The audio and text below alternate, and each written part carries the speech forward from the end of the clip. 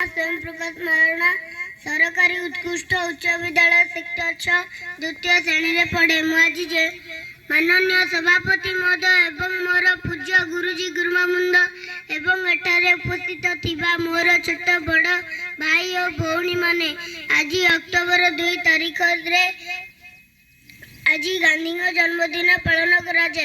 1869 मसीहा अक्टोबर मास 2 तारीख रे गुजरातर पोरबंदर ठारे महात्मा गांधी जन्म ग्रहण करथिले। तांकर पूरा नाम मोहनदास करमचंद गांधी, तांको पिता नाम करमचंद गांधी और माता नाम पुतलीबाई। सत्य कहवा महात्मा गांधी जीवन मूल लक्ष्य थिला।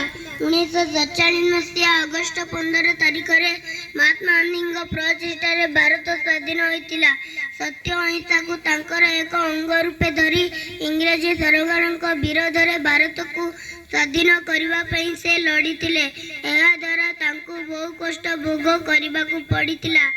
भारतर आभ्यंतरीण व्यापार रे गंडगोल देखा देइतिले। 1948 मसीहा जनवरी मास 30 तारीख दिन रातुराम गणेश नामक जड़े भ्रांत युवक गांधीजी को एथिपाई दायी करी गुली मारी देइथिले एवं गांधीजी मृत्युवरण होइतिला। मु एथि कहि मोर वक्तव्य शेष करछि। धन्यवाद।